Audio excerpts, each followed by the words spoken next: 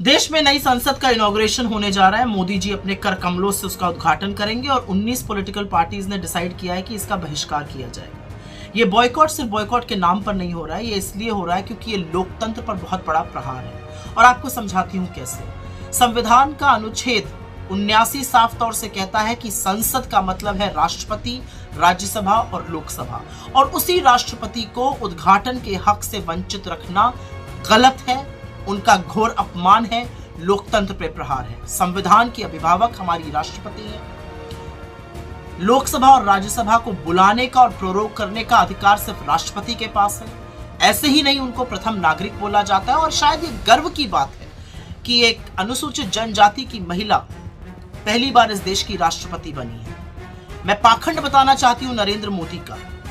जब दलित राष्ट्रपति थे बहुत ढोंग रचा गया, बहुत ढोल पीटा गया इधर उधर, लेकिन नींव डालते वक्त रामनाथ कोविंद जी को नहीं बुलाया गया। द्रौपदी मुर्मू जी के नाम को भी बहुत भुनाया गया, लेकिन उद्घाटन के वक्त उनको ना बुलाना इस देश की राष्ट्रपति महामहिम का घोर अपमान है और इसका हर पॉलिटिकल पार्टी विरोध करती है। तो इतिहास तो रचा जाएगा, और इतिहास इसलिए रचा जाएगा क्योंकि जब देश की नई संसद का इनॉग्रेशन हो रहा था तो समूचा विपक्ष उसके विरोध में खड़ा था, क्योंकि वहां पर राष्ट्रपति का अपमान हो रहा था, लोकतंत्र की प्रणाली का अपमान हो रहा था। और बहुत झूठ परोसा जा रहा है।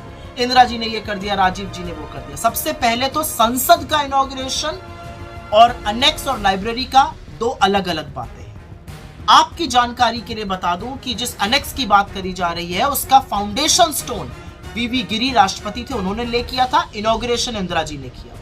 लाइब्रेरी का फाउंडेशन स्टोन राजीव जी ने ले किया था। Inauguration KR. नारायणन जी ने किया। जब एक्सटेंशन हुआ अनेक्स का तो उसका फाउंडेशन स्टोन राज्यसभा के वाइस चेयरमैन हामिद अंसारी जी ने किया, और सोमनाथ चैटर्जी जी जो लोकसभा के स्पीकर थे उसका इनॉग्रेशन नरेंद्र मोदी जी ने बतौर प्रधानमंत्री किया। नींव भी प्रधानमंत्री डालेंगे, उद्घाटन भी प्रधानमंत्री करेंगे, राष्ट्रपति को इससे दरकिनार करके। राजस्थान के विधान भवन का इनॉग्रेशन के.आर. नारायणन जी ने, गुजरात के फाउंडेशन स्टोन को ले किया था तत्कालीन राष्ट्रपति नीलमा संजीव रेड्डी ने, और इनॉग्रेशन किया था राज्यपाल मुखर्जी ने। तो झूठ फैलाना बंद कर दीजिए। और अंत में मैं मोदी जी से एक ही बात कहना चाहती हूँ। आपको लगता है कि आपको इतिहास इमारतों से याद करेगा? इतिहास इरादों को याद करता है। इरादे पता है कैसे?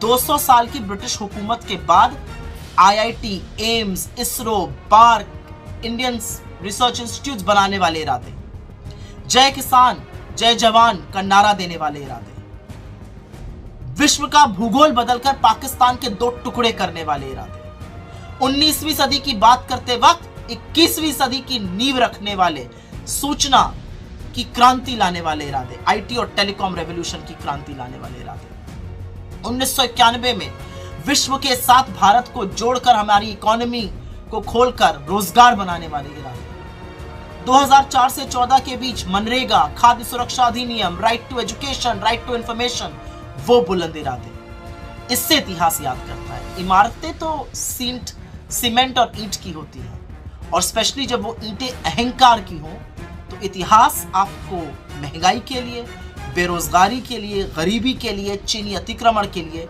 और सबसे ज्यादा अपनी मित्रता अडानी से निभाने के लिए याद करिएगा। और इतिहास ये भी गवाही देगा कि जब लोकतंत्र का गला घोटा जा रहा था तो समूचा विपक्ष उसके खिलाफ खड़ा होकर उसका डटकर विरोध कर रहा था।